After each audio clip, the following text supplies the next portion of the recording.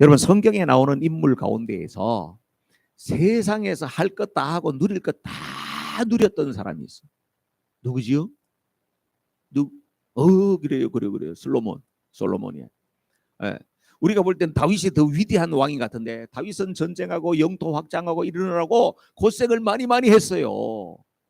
1세대들이 고생 많이 한 걸 자녀들이 누리는 것처럼 솔로몬은 아버지가 그렇게 수고해서 이루어놓은 온갖 부귀 영화를 다 누린 사람이에요.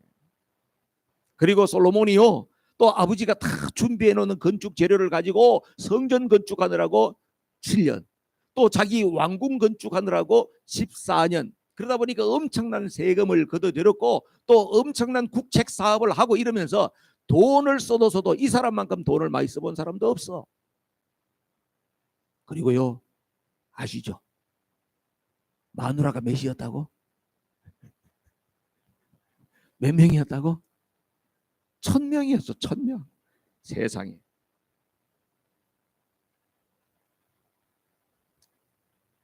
우리 남자분들 어떻게 해요? 마누라가 1000명 어떻습니까? 막 젊었으면 눈이 반짝반짝 할 텐데, 막 우리 어르신들이 이제 어르신, 이제 연세들. 여러분, 마누라가 1000명이라고 하는 것은 가만히 보면요, 이스라엘 사람들은 결혼식을 보통 얼마 하냐면 일주일 합니다. 제가 계산을 해봤어. 1000명이면 일주일 동안 했으면 어떻게 됐을까? 곱해 보니까 19년여 동안 하루도 안 빠지고 잔치를 해야 되는 거예요. 세상에.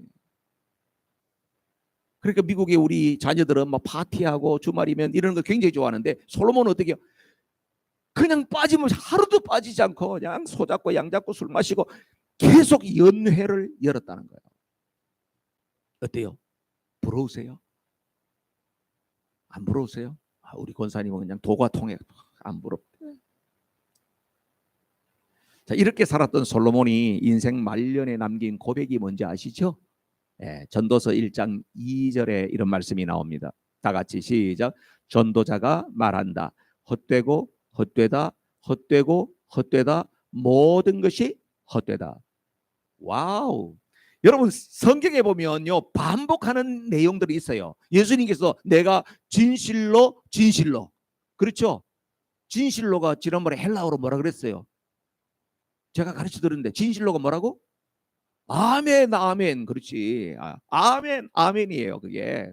그러니까 이 2번 반복되어 있는 거는 강조하는 거거든. 그런데 이게 지금 5번 반복이니까 어느 정도인 거예요? 솔로몬은 이게 말했으면 인생이 어땠습니까? 헛되고 헛되다 이렇게 이야기했어요. 고개를 설레설레 흔들면서 내가 그렇게 살아봤지만 아무짝에도 쓸모없다. 그런 이야기 아니겠습니까? 인생이 어떻다는 거예요? 허무하다는 거예요. 여러분 어떻습니까? 지금까지 살아온 인생을 돌아보니까 어떠세요? 내 인생은 반짝반짝 빛나는 너무나도 좋은 인생을 살았습니까? 아니면 참 살아보니까 인생이 참 허무하네. 그렇습니까? 어때요? 또 어떤 사람은 이렇게 이야기해요. 아이고, 죽으면 다 그만이지 뭐 인생이 뭐 있습니까? 살아있을 때 그냥 먹고 마시고 놀고 뭐 이러면 되지 뭐 있습니까? 이런 이야기는요, 진짜 이거는 세상의 사람들이 하는 이야기예요. 인생이 그렇지 않아요. 여러분, 인생이 허무한 건 맞아요. 인생이 허무해. 여러분, 죽을 날이 가까웠는데도 보면 인생이 반짝반짝하다 그러면서 이런 사람도 좀 이상해. 내일 돌아가실 분이 막 그냥 눈이 반짝반짝해가지고 막 인생이 너무나도 좋아, 막 노세 이런 사람 곤란하다니까. 그러면 왜냐하면요, 인생의 허무를 느끼게 하는 이유가 뭐냐 하면은 하나님께서는 허무하지 않는 삶의 실체가 있기 때문에 우리의 인생을 허무하게 하는 거예요. 저희 어머니도 지금 요즘 많이 편찮으셔가지고 병들어서 막 너무 통증 때문에 힘들어하고, 아유, 빨리 내가 천국 가야 되겠다, 빨리 천국 가야 되겠다. 사람이 아프니까요, 뭘 생각해요? 빨리 천국 가야 되겠다를 생각하는 거예요. 사람이 안 아프면요, 천국이고 뭐고 생각이 안 나는 거예요. 여기서 어찌하든지 더 비비고 살아보고 싶은 마음이 있는 거예요. 그런데 살아보니까 뭐예요? 인생은 허무한 건데. 그래서 하나님께서 우리 인생을 허무하게 하신 이유가 바로 뭐냐 하면, 허무하지 않는 영원한 세계의 실체가 있기 때문에 그 실체를 보라고 우리 인생을 허무하게 한 거예요. 자, 그렇다고 하면 이 허무를 극복할 수 있는 일이 뭐냐? 그러면 우리 예수 믿는 사람들 다 허무하게 이렇게 살다가 그냥 그렇게 죽어야 되느냐? 아니에요. 우리가 허무한 인생을 멋있게 살아갈 수 있는 특효약이 있습니다. 그게 바로 뭘까요? 내가 장차 가야 할 고향이 어디인가. 그래서 오늘 제목을 돌아갈 고향이 있습니까? 여러분 물어보세요. 돌아갈 고향이 있어요? 예, 목사님 나는 한국 가서 살 건데요. 그거 말고 우리의 인생의 본질적인 고향, 나는 어디 가서 살 거냐, 어디 가서 영원을 살 거냐 이거요. 그 영원이 어디예요? 하나님께서 우리를 위해서 예배해 놓으신 천국이냐, 아니면 영벌에 떨어져서 지옥이냐. 영원한 삶이 준비되어 있는데 나는 어디를 준비하고 있느냐는 것이에요. 이 땅에서 그것을 생각하고 사는 사람, 그것을 깨닫고 사는 사람은 인생 자체가 허무한 인생이지만 결코 허무하게 살지 않는다는 거예요. 여러분 예를 하나 드릴 테니까요. 이거는 지어낸 이야기이긴 한데 이 안에 메시지가 있어요. 잘 한번 들어보세요. 어머니가 애를 쌍둥이를 뵀어. 미란성 쌍생아야. 안에 보니까 딸이 하나 있고 하나는 또 아들이 하나 있어. 우리가 가정을 해요. 딸이 동생이고 아들이 오빠야. 그 뱃속에서 둘이 들어앉아 있으면서 둘이 대화를 하는 거야. 오빠, 오빠. 왜? 나는 우리가 여기만 있는 게 아니고 태어나야 할 다른 세상이 있을 것 같아. 오빠는 어떻게 생각해? 야, 무슨 소리야. 말도 안 되는 소리 하고 앉아 있어. 그런 데가 어디 있어? 오빠는 이 동생에게 핀잔을 줍니다. 근데 이 동생은 뱃속에서 가만히 있어 봐도 자기는 여기 갇혀 있지만은 뭔가 있을 것 같은 생각이 자꾸 드는 거예요. 그래서 오빠한테 또 이야기합니다. 오빠, 아니야, 잘 생각해봐. 우리가 여기서만 살지 않고 우리가 뭔가 넓고 훨씬 더 밝고 그런 데서 살아야 될 것 같은데 오빠는 그런 생각 안 들어? 너 자꾸 쓸데없는 소리 할래? 여기가 좀 비좁고 그런 것 같지만 얼마나 따뜻하고 안전하냐. 여기서 이 줄만 붙잡고 있으면은 온갖 게 다 들어오는데 얼마나 편안하냐. 그런데 무슨 너는 딴소리를 해? 이렇게 이야기하는 거예요. 그러니까 너무 그냥 오빠가 성질을 부리니까 이 동생이 말하라고 가만히 있다가 조금 지났어. 그래도 아무래도 좀 이상한 거야. 그래서 또 동생이 물었어요. 오빠, 우리에게는 엄마가 있는 것 같아. 오빠는 그런 생각이 안 들어? 그렇게 이야기했더니 이 오빠가 이야기가 엄마 봤어? 너 엄마 봤어? 보지도 않은 걸 가지고 너는 왜 자꾸 그런 소리를 해? 아이 시끄러워서 나하고 같이 못 있겠네. 또 막 핀잔을 주는 거예요. 그러니까 동생이 너무 그냥 그러니까 가만히 있다가 보니까 세월이 지나고 지나서 날 때가 다 된 거예요. 그러니까 이 동생이 오빠는 어때 지금? 막 나는 막 가슴이 막 쪼여오고 뭐 답답한 것 같아. 막 좀 아픈 데도 있는 것 같고. 우리가 지금 여기 이렇게 있는 것이 아니고 이제 넓은 세상으로 나오라는 무슨 신호같이 느껴지질 않아? 그랬더니 이 오빠가 하는 이야기가 야, 뭐 나도 좀 답답하긴 한데 너 자꾸 그런 소리 하지 마로. 어디 있어? 여기가 제일 좋아. 우화로 지어낸 이야기지만 무슨 이야기일까요? 쌍둥이 대화 속에서 우리에게 주는 메시지가 있다 이거예요. 누가 올바른 생각을 하고 있을까요? 누가요? 동생의 말이 100번 옳죠. 근데 오빠는 내가 보지도 않았는데 그걸 어떻게 믿어? 엄마가 있다고 하는 거 엄마 뱃속에 들어앉아 있으면서 너 엄마 봤어? 보지도 않았는데. 여기 있으면 이 탯줄만 붙잡고 있으면 다 영양분이 다 들어오고 먹고 살 거 다 오는데 뭔 딴소리야. 이 오빠에게는 동생이 하는 이야기가 황당한 궤변으로 들렸을지 몰라요. 그러나 태아에게는 10개월이라고 하는 그 시간이 엄마의 자궁 속에서 지낼 수 있는 그 시간이 주어졌지만은 그 다음은 어떻게 해요? 태어나서 바깥에서 살아야 할 시간이 그들에게 주어지는 거예요. 오늘날 이 세상에서 천국과 지옥의 이야기를 하게 되면 이 오빠처럼 듣는 사람들이 얼마나 많은지 모릅니다요. 궤변으로 듣는 거예요. 그런 세계가 어디 있어? 봤어? 네가 봤어? 여기가 사는 게 얼마나 좋은데 이 사는 동안에나 그냥 먹고 마시고 재밌게 살아. 사람이 죽으면 끝이지.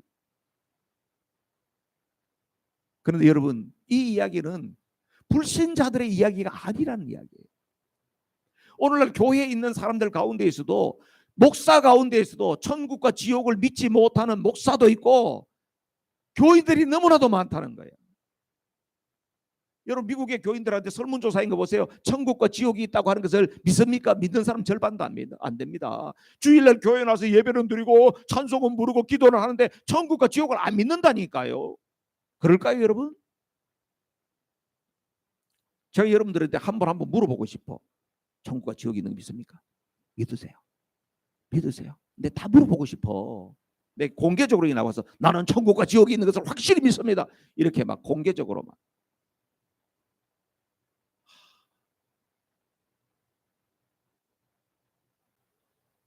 여러분, 천국과 지옥이 과연 존재하는가?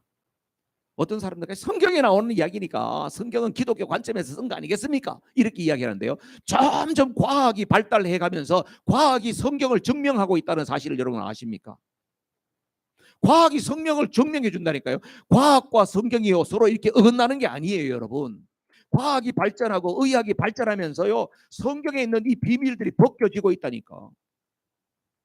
노벨 의학상을 수상하신 존 에클레스 경이라고 하는 사람이 있습니다. 이분이요 신경의학자예요. 이 사람이 이렇게 이야기했습니다. 영혼은 두뇌와 완전 별개의 존재다. 영혼은 우리가 갖고 있는 이 두뇌, 사고하고 이런 거 완전 별개의 존재라는 거예요. 육신이 죽은 후에 영혼은 영원히 존재한다. 의학자가 밝혀낸 이야기예요. 노벨상 받은 사람이. 제프리 롱이라고 하는 박사가, 이 사람도 물리학자이기도 하고요. 그 다음에 방사선학 종양학과 교수인데요. 이분은 뭔가 신기한 것을 경험한 거예요. 사람이 죽었는데 의학적으로 이 사람 사망입니다. 판정했는데 보니까 살아난 사람이 있는 거야. 그래가지고 야, 이 신기하다 이렇게 해가지고 이분은 20년 동안 그런 사람만 세계적으로 찾아다니면서 연구를 했어요. 이 사람이 20년 동안 찾아다니면서 만난 사람이 몇 명이었냐면 4천여 명이에요. 그래서 이걸 보고 임사체험이라 그래. 임종을 한 이후의 체험이라는 거예요. 이 사람이 사후 세계가 있다고 하는 것을 과학적으로 증명한 사람입니다. 그리고 이 사람이 2010년도에요 방송에 나와가지고 정식으로 인터뷰를 딱 하면서 그 세계에 대해서 쫙 발표를 하고 나서 자기가 책을 썼어요. 죽음 그 이후라고 하는 책을 썼어요. 거기에 여러 가지 이야기가 나오지만 이런 거예요. 죽음 그 이후에 사람들 갖다가 죽었다가 다시 깨어났던 사람들한테 다 인터뷰하고 조사를 해봤더니 명료하고 선명한 의식의 세계가 있었다는 거예요. 죽어버리면 몽롱하게 이렇게 막 꿈꾸는 것처럼 그게 실제보다도 더 명료하다는 거예요. 의사는 사망 이렇게 판정을 내렸는데 의식은 더 분명했다는 거예요. 현실적인 유체 이탈을 경험했다. 여러분들 사랑과 영혼 같은 데서 했는 사람이 막 영혼이 빠져나가고 뭐 이런 거 있지 않습니까? 그런 걸로 묘사를 했는데요. 현실적으로 자기도 뭔가 이렇게 몸에서 빠져나가는 것을 경험했다는 한 75% 사람은 그런 경험을 했다는 거예요. 그 다음에 어떤 사람들은 고양된 감각들, 이 세상에 있을 때보다도 감각이 훨씬 더 확 좋아졌다는 거예요. 그 중에 한 예가 날 때부터 시각장애에 있는 사람이 있었는데 평생 자기 눈으로 본 것이 없는데 자기가 죽음 이후에 눈이 열려져 가지고 세상을 보게 됐다는 거예요. 그 다음에 여러 가지 이야기가 있어요. 과거의 기억들, 과거에 지나갔던 그 기억들을 다 기억이 나더라는 거예요. 완벽한 삶을 회고해내더라는 거예요. 여러분, 죽으면 내 기억도 하나도 없고 나하고는 아무런 관계없고 그게 아니라는 거예요. 내가 지금 이렇게 지내면서 어릴 때 지나갔던 다 잊어버렸던 것들도 다 생각이 난다는 거예요. 그리고 죽은 가족들과의 만남도 이루어졌대요. 그런데 자기가 보지도 못했던 고조 할아버지 할머니 이렇게 자기 집안의 그 조상들까지도 보게 됐대요. 그 다음에 이런 이야기를 한 사람이 동양 사람만 그런 것도 아니고 서양 사람만 그런 것도 아니고 세상에 있는 모든 지역에 있는 사람들이 동일한 고백을 하더래요.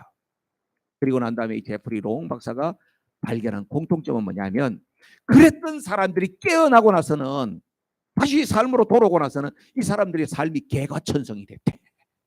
완전 다른 삶을 살아가더라는 거예요. 그래서 이분이 임사체험 이후에 변화 이런 이야기를 했는데, 어떻게 하냐면 이 사람들한테 이야기하면 100이면 100 사후 세계가 분명히 존재한다는 것을 모두가 이야기한다는 거예요.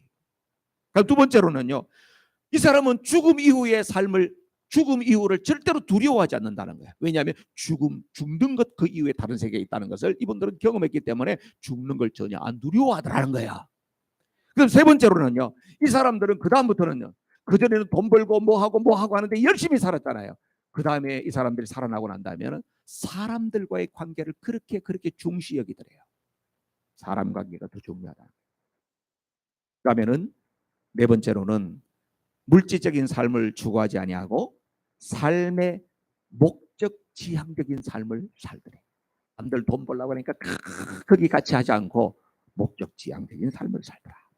그 다음에 마지막으로는 공통점이 신에 대한 믿음을 갖더라는 거예요. 하나님이 있다, 하나님이 계시다는 것을 다 인지하더라는 거예요. 과학이 증명한 겁니다, 여러분. 여러분도 드세요. 천국과 지옥이 실제하다고 하는 사실을 믿으세요? 믿으세요? 이쪽이 별로 소리가 안 나. 네? 믿으시죠? 우리 남자분들 천국과 지옥이 실제한다는 거 믿으세요? 네. 아멘이시죠? 아멘 크게 해봐요. 군대를 다시 보내야 되겠어. 아멘! 이렇게 아멘을 줘. 그래요. 아멘 크기가 내 믿음의 크기예요. 네. 아멘, 아멘이에요. 여러분, 천국과 지옥이 실제합니다. 제가 뭔지 아세요?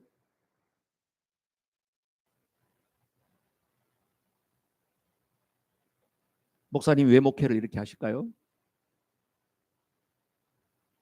내가 교회를 크게 키우고, 이거는 둘째 문제예요. 목회라고 하는 것은 주의 종에게 맡겨준 양떼들이 지옥 안 가고 천국 가도록 하는 거, 그게 목회예요. 저는 여러분 중에 지옥에 한 명이라도 떨어지는 사람이 있으면 하나님 앞에서 고개를 들지 못한다 이거예요. 그래서 여러분 어떻게 하든지 저하고 같이 천국 가야 돼. 할렐루야. 네, 그러려면 천국이 있다, 지옥이 있다는 것을 먼저 인정해야 된단 말이에요. 사단 마귀가 누구를 제일 좋아하냐? 천국이 어디 있어, 지옥이 어디 있어 하는 사람을 제일 좋아한다 이 말이에요. 여러분 단테의 신곡이라고 들어보셨죠? 단테가 천국, 지옥 다 여행하고 나서 신곡이라는 책을 썼어요. 거기 보면 지옥 입구에는 이런 팻말이 딱 적혀져 있대요. 이곳에서는 일체의 희망을 버려라. 지옥이 뭘까요? 희망이 없어요. 성경에서는 지옥에 대한 여러 가지 묘사가 있습니다. 시편에서는 고통만 있는 곳이다 그렇게 말하고요. 전도서에서는 일과 계획이 없는 곳이고 지식과 지혜도 없는 곳이다. 아가서에는 잔혹한 곳이다. 이사야서에는 벌레로 뒤덮여 있는 곳이다. 탈북자 간증 들어보세요. 북한의 교도소에 들어갔는데 방 하나에 막 사람들이 막 엄청나게 그냥 잠잘 데가 없대.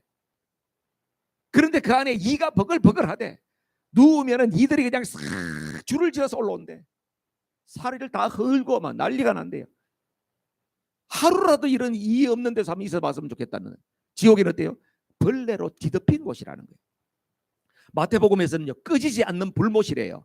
마가복음에서는요, 벌레도 죽지 않고 불로서 소금치도 타닥타닥 타는 곳이라는 거예요. 누가복음에서는 기갈을 당하는 곳이래요. 그 목마름이 이루 말할 수가 없다는 거예요. 데살로니가 후서에서는 영원한 멸망의 곳이라는 거예요. 죽지도 않고 영원토록 고통을 당하면서 멸망당하는 것이 지옥이다. 영계의 거장들은 보니까요, 천국과 지옥을 경험했더라고. 그래서 저도 한때는 하나님 저에게도 천국을 좀 보여주세요, 하나님 저에게도 지옥을 좀 보여주세요, 한참 기도를 많이 했어요. 요즘 기도를 내가 안 하고 있더라고. 이 말씀을 준비하다 보니까 한때 열심히 기도했는데 저는 영계의 거장이 못 되니까 하나님이 아직 안 보내줬구나 이런 생각이 있더라고. 영계의 거장들은 보니까 다 천국과 지옥을 봤더라고. 조나단 에드워드라는 사람 아시죠? 미국의 부흥운동을 이끌었던 사람입니다. 그분이 이렇게 이야기했어요. 내가 여러분에게 단 5초만이라도 지옥을 보여줄 수 있다면 하나님 앞에서 신실하게 살지 않을 사람이 없다. 우리가 그 지옥의 공포를 생각해 보지 않아서 막 산다는 거예요. 5초만 봐버리면 사람이 달라진다. 존 웨슬레도 이런 이야기 했어요. 가장 효과적인 설교는 지옥을 보여주는 거다. 목사님들이 지옥 설교를 안 한다는 거예요. 지옥을 보여주는 거다. 조영기 목사님이 설교한 가운데서 천국 가고 지옥 같은 이야기를 하신 거 들었어요. 자기가 지옥불 떨어졌대요. 블랙홀 같은 데서 확 빨아들여 버리니까 그냥 자기는 뭐 어떻게 의지도 없고 그냥 빨려 들어가더라는 거예요. 여러분 그런 거 있잖아요, 그죠? 막 홍수 났을 때도 막 물 급류 같은 데 확 들어가면 아무리 뭐 자기가 수영을 잘해도 안 되잖아. 빨려 들어가더라는 거예요. 블랙홀 같은 데서 쫙 빨려 들어가더라는 거예요. 그 공포가 이루 말할 수가 없다. 지옥 체험을 한 거예요. 끝이 없이 떨어지더라는 거예요. 끝이 없이. 근데 그 공포 가운데 있을 때에 마음속에서 예수의 보혈을 찾아라. 예수의 보혈을 찾아라. 그 생각이 나서 예수님 보혈, 예수 보혈, 예수 보혈, 예수 보혈 하니까 떨어지던 것이 속도가 점점 떨어지더니 멈추더니 다시 자기가 떠오르기 시작하고 거기서 포해져서 바깥으로 나오게 됐다. 그 감정을 이야기하면서 지옥이 너무 무섭다. 오늘날 말세다. 예수님 오실 날이 가깝다. 이 이야기는 하면서 뭘 이야기 안 해요? 지옥 이야기 안 한다는 거예요. 여러분 천국과 지옥은 반드시 있다고 하는 사실을 믿으시기를 바랍니다. 천국과 지옥을 안 믿는다는 이야기는 무슨 말이냐면 나는 세상같이 따라간다 이 말이에요. 쉽게 말하면 이거예요. 나는 천국 지옥을 못 믿겠다. 그건 세상같이 따라간다는 거예요. 세상 유행 따라간다는 이야기예요. 나는 돈, 내 욕구 따라갑니다. 이 이야기란 말이에요. 성도들에게 있어서 최고의 목표가 뭐여야 될까? 우리 인생의 최고의 목표가 뭐여야 될까? 결국은 천국이에요. 결국은 천국 가야 돼요. 다른 말로 하면 결국은 지옥 가서는 안 된다는 거예요. 목양 이야기했죠. 박은우 목사가 목회하는 이유가 뭐냐? 우리 소바나 교회 성도 하나님께서 붙여주신 분들 한 분도 잃어버리지 않는 것, 이것이 내 목표다. 나는 목사님 안 따라갈래요 하는 사람 빨리 손 들어봐요. 나는 목사님 없는 데 갈 거예요 이런 사람 손 들어봐요. 빨리 가요 다른 데로. 내 아이 책임 안 지려고 빨리 딴 데로 가버려. 천국 가야 된다. 여러분 그러면은요, 천국이 있어 하는 것을 확실히 믿었다. 그러면 어떻게 해요? 천국을 가도록 준비해야 되잖아요. 그죠? 천국을 그러면 어떻게 가야 돼? 천국이 있다는 것을 내가 알게는 됐는데 그럼 천국은 어떻게 갈까? 내 힘으로는 절대로 못 간다는 것을 알아야 돼요. 천국은 내 힘으로 절대로 못 가요. 이게 인간의 비극입니다. 여러분 열심히 노력하고 착하게 좀 살고 이러면 다 넌 됐어. 너 정도 되면 됐어. 이렇게 보내주면 얼마나 좋겠어요. 그런데 모든 인간은 자기의 노력으로 자기 힘으로 절대로 천국에 못 간다고 하는 것이 우리 인생의 비극입니다. 우리는 교회학교 어린 애들이 부르는 복음성가 이런 걸 들었어요. 돈으로도 못 가요 하나님 나라, 힘으로도 못 가요 하나님 나라, 거듭나면 가는 나라 하나님 나라, 믿음으로 가는 나라 하나님 나라. 거기에 답이 있어요. 거기에 답이 있어요. 거듭난다는 게 뭐예요? born again. 다시 태어나야 된다는 거예요. 그냥 교회 왔다 갔다 한다고 하는 것이 아니야.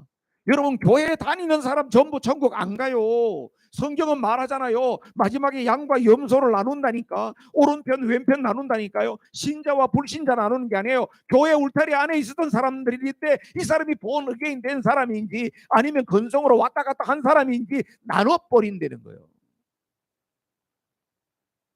믿음으로만 가는 거예요. 그럼 믿음이 뭐지요? 이렇게 물을 수가 있잖아요. 믿음이 뭐예요? 믿음이 뭐냐고 물으신다면 여러분 무슨 이야기 해드리고 싶어요? 다른 사람에게 믿음이 뭐냐? 네가 알고 있는 믿음을 나에게 이야기해 보렴? 그럼 뭐라고 이야기하시겠어요?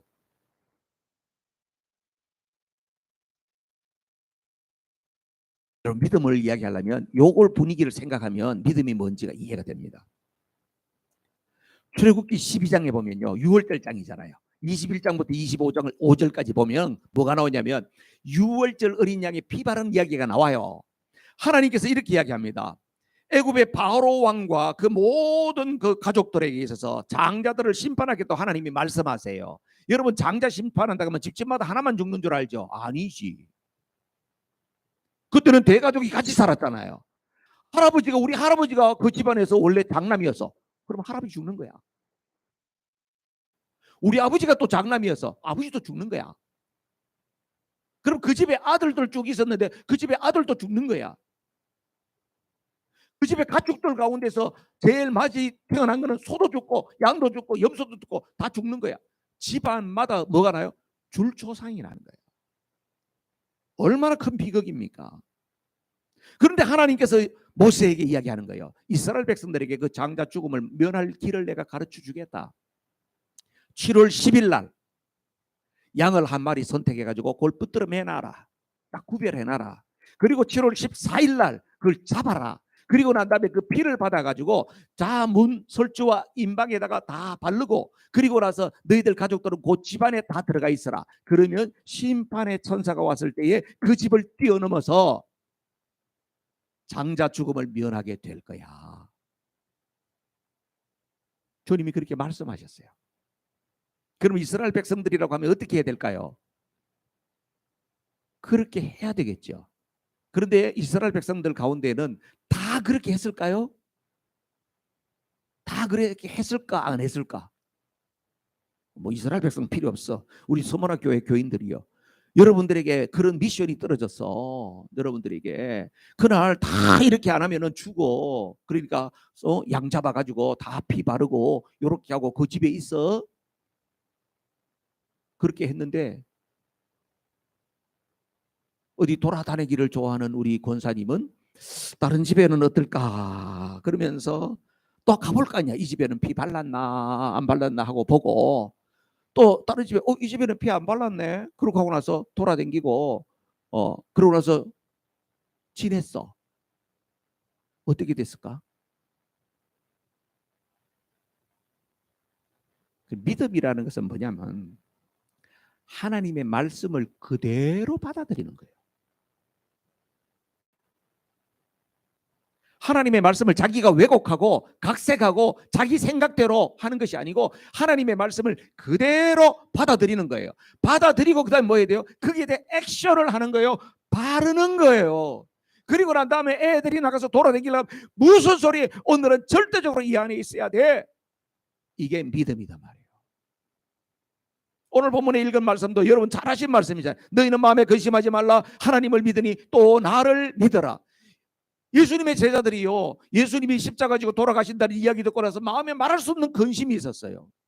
13장에서 예수님 돌아가신다는 이야기 했거든요. 말할 수 없는 근심이 있었어. 그러니까 예수님께서 제자들을 딱 보니까 전부 다 근심스러운 얼굴을 보면서 예수님이 뭐라 그래요? 인상 펴! 너희는 마음에 근심하지 말라. 이 말이요. 명령형입니다. 검진 명령형. 근심하지 마로. 걱정하지 마로. 내가 대안을 이야기해 줄게. 네가 근심 안 해도 되는 대안을 줄게. 그게 바로 뭐예요? 하나님을 믿으니 또 나를 믿어라. 하나님 믿지? 나도 하나님이야. 나도 믿어라. 이 이야기입니다. 여러분 우리가 이 세상 살아가는 동안에서 중요한 것이 바로 뭐냐면 믿음인데 이 믿음이 어떤 믿음이어야 되느냐 하면 하나님을 믿으니 또 나를 믿어라. 이 말은 원문의 뜻이요. 믿었다 말았다 믿었다 말았다 이게 아니고요. 꾸준히 지속적으로 계속 믿으라는 거예요. 그러니까 여러분, 우리가 살아가는 동안에 인생길에 험한 일 만나고 어려운 일 만나잖아요. 그럴 때마다 늘 입술로 믿음으로 선포해야 돼요. 하나님, 지금 말할 수 없는 어려움이 찾아왔습니다. 하나님, 내가 앞에 안 보이는 고통이 있습니다. 너무나도 힘듭니다. 그러나 하나님께서 이를 통하여서 분명히 좋은 일 만들어내실 줄로 믿습니다. 이런 가운데도 하나님은 나와 함께 하실 줄로 믿습니다. 하나님은 지금도 나를 돕고 계시는 분인 줄로 내가 믿습니다. 주님을 믿습니다. 신뢰합니다. 분명한 거예요. 그래서 에베소서 5장에서 6장 저 뒤에 보면요, 하나님의 전신갑주 다 하고 난 다음에요, 기도로 이야기해요. 무시로 성령 안에서 기도하라는 이야기가 바로 이런 거예요. 무시로 성령 안에서 깨어서 하나님 앞에 믿음을 고백하고 믿음을 선포하는 거예요. 제가 지난주에 도주관 가지면서 성경 말씀을 보다 보니까 요한복음을 보는데요, 평소에 보지 못했던 단어가 엄청나게 많이 보이는 거예요. 믿고, 믿어라, 믿느냐, 이런 이야기가 너무 많은 거예요. 수가성 우물가의 이야기도 나오고, 거기에 보니까 뭐 가나의 혼인잔치도 나오고, 죽은 나사로 살리고도 나오고, 왕의 신하가 살리는 것도 나오고, 뭐 또 유대 지도자들이 와서 그냥 또 막 예수님 시비 거는 것도 나오고, 다 나오는데 보니까 그게 믿느냐, 믿고, 믿음, 이런 이야기 엄청 나오더라고. 와, 이거 왜 이렇게 많이 나오지? 그러고 좀 찾아봤더니 예수님께서 하셨던 행적이 복음서에 다 나오잖아요. 마태, 마가, 누가, 요한. 여기 예수님의 행적이 다 나오거든요. 거기에 믿음, 믿으라 하는 이야기가 235번이 나와요. 성경은 무슨 책이라고요? 우리에게 믿음을 심어주는 책이에요. 요한복음 20장 31절 말씀 볼게요. 다 같이 읽어요. 시작. 그런데 여기에 이것이나마 기록한 목적은 여러분으로 하여금 예수가 그리스도요 하나님의 아들이심을 믿게 하고, 또 그렇게 믿어서 그의 이름으로 생명을 얻게 하려는 것이다. 아멘. 요한은 요한복음을 쭉 쓰면서 21장까지 쓰는데, 20장 제일 마지막에 예수님이 하신 일을 다 기록하자면 그 내용을 세상에 다 두기도 힘들 만큼 많다는 이야기. 그런데 내가 이렇게 짧게 쓴 이유가 있다. 그건 바로 뭐냐? 이 글을 읽는 너희들로 하여금 예수님이 그리스도요, 그분이 하나님의 아들이시라고 하는 것을 너희들이 믿고, 그분을 믿으면 너희들에게 생명이 임한다는 거예요. 구원이 임한다. 이걸 위해서 나는 성경을 썼다, 이거예요. 아멘이십니까? 그래서 성경을 읽으면 읽을수록 뭐가 생겨야 돼요? 믿음이 생겨야 돼요. 성경을 읽으면 읽을수록 믿음이 강화돼야 돼요. 어떤 사람은 성경을 읽으면 읽을수록 믿음이 뚝뚝 떨어진다. 그건 문제가 있는 거예요. 성경을 읽을수록 믿음의 책이구나, 생명의 책이구나, 구원의 책이구나, 이 책이 나에게 생명을 주는구나, 이것이 우리 마음을 감동시켜야 돼요. 할렐루야. 이런 믿음의 경험들이 결국은 어떻게 해요? 여러분들로 하여금 믿음의 삶을, 멋진 삶을 살게 하시는 줄로 믿습니다. 여러분, 주님 만난 경험들 있죠? 저도 경험이 있습니다. 주님을 뜨겁게 만났던, 절망 가운데 있을 때도 하나님께서 나에게 퀘스천을 하시면서 진짜 문제가 뭔지를 보게 하시는 사건도 있었고요. 낭만 가운데 있을 때도 주님께서 나를 향한 계획을 말씀해 주시기도 했고요. 또 어떤 때는요, 하나님께서 기도의 은사를 줘가지고 막 은사가 열리면서 막 하나님 폭포수 같은 눈물로 하나님 앞에 반응했던 때도 있고요. 하나님 앞에 놀라운 일들이 있었어요. 이번 주에도 기도하고 계속해서 하나님에게 침묵하시나 그랬는데, 또 어떤 기도의 종을 통하여 가지고 하나님 저를 향한 계획을 쭉 우연히 듣게 하시고요. 하나님 계속 역사하세요. 그런 이야기를 들을 때마다 내 안에서 막 영적으로 막 익사이팅해지는 거예요. 열정이 불같이 일어나는 거예요. 여러분, 주님을 만나고 주님 앞에 믿음을 새롭게 할 때에 우리의 삶의 의지가 강력하게 일어나는 거예요. 마지막에 두 사람의 이야기만 하고 마칠게요. 여러분, 돌아갈 고향이 확실한 사람과 그렇지 않은 사람 차이예요. 똑같은 시대에 19세기 말이에요. 미국에서 둘 다 유명한 사람이야. 한 사람은 로버트 잉거솔이라고 하는 사람이에요. 정치가고 변호사고 말을 엄청 잘하는 사람이에요. 또 한 사람은요, 여러분 잘 아는 D.L. 무디예요. 같은 시대에 살았던 사람이고요. 그런데 이 두 사람 차이가 있죠. 여러분, 잉거솔이라는 사람은 어떤 사람이냐면, 원래 공통점은, 이 사람들의 공통점은 어릴 때부터 부모님들이 예수님 믿는 집에서 태어나가지고 신앙으로 이렇게 자라난 거는 같은데, 이 잉거솔이라고 하는 사람은 그다음에 대학 가고 이렇게 하다가 어떻게 해요? 교회에서 떠나가지고 공부를 많이 하다 보니까, 야, 뭐 하나님이 있나? 없네. 속았네. 이래서 이 사람은 평생 무신론자로 살아갑니다. 근데 이 사람이 뭘 잘한다고요? 말을 잘해. 연설가니까 엄청난 웅변가입니다. 그렇기 때문에 자기가 하나님이 없다고 생각하고 성경은 기독교인들이 다 지어낸 신화에 불과하다 이 생각하니까 젊은이들 만날 때마다 인거소로는 출세한 사람이고 잘 나가는 사람이니까 그 사람이 연설을 한번 할 때마다 젊은이들이 막 열광하는 거예요. 수많은 사람들을 파멸로 끌고 간 사람.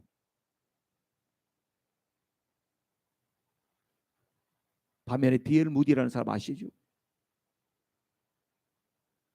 그도 하나님께서 탁월한 언변을 주셨어요. 그분은 하나님을 너무너무 사랑하는 사람이에요.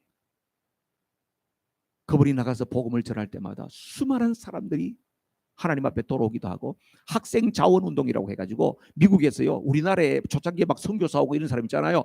대학생들 막 대학생 때 막 복음을 받아가지고 마음이 뜨거워가지고 선교사로 헌신하겠습니다. 이렇게 해가지고 선교, 세계 선교를 막 쏟아져 나갔던 것이 D.L. 무디가 얼마나 영향을 주는지. 마지막에 어떻게 된지 아세요? 인거소로는 D.L. 무디보다 훨씬 나이가 어린데 갑자기 급사해요. 자기의 삶을 정리할 시간도 없이 그냥 급사해요. 자기 와이프가 남편의 죽음을 받아들일 수가 없는 거야.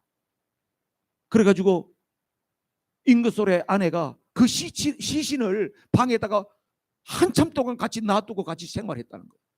죽음이 받아들여지지 않았어요. 어디로 갔을 것 같아요? 그분의 고향은 어디였을까? D.L. 무디는요,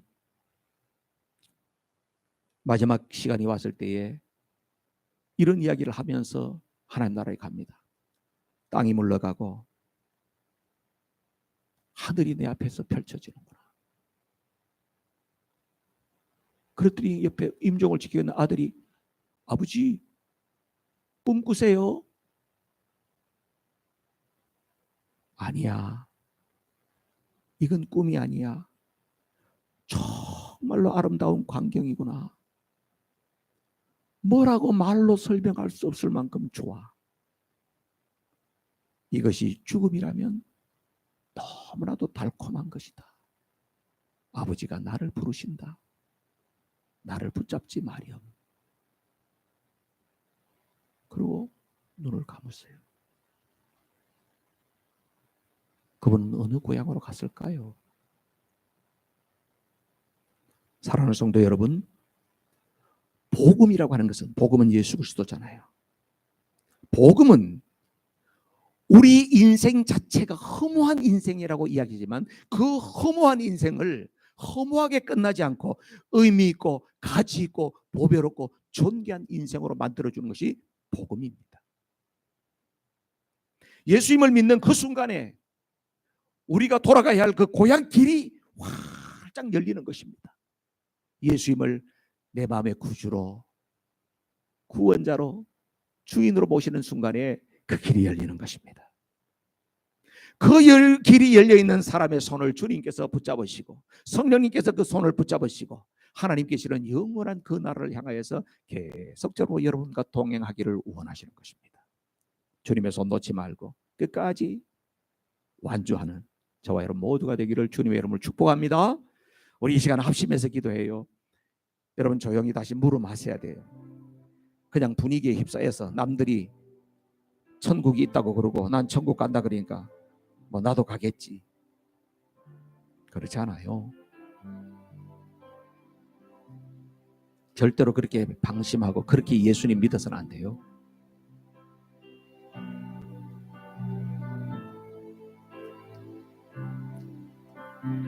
여러분이 이 복음을 듣고 깨달아지면 그것을 인정하는 것에부터 시작돼요. 인정해야 돼요. 주님, 천국과 지옥이라는 것이 그냥 교회에 가면 하는 이야기인 줄 알았는데 오늘 실제 한다는 것을 내가 믿습니다. 이게 중요한 거예요. 그리고 내가 천국 갈 사람으로 준비된 그런 사람으로 살겠습니다. 주님 내 손을 붙잡아 주세요. 이게 중요한 겁니다. 이 시간 하나님 앞에 큰 소리 안 내도 됩니다. 정말 마음에서 우러나는 마음의 기도를 우리 합심해서 드리겠습니다. 하나님 아버지,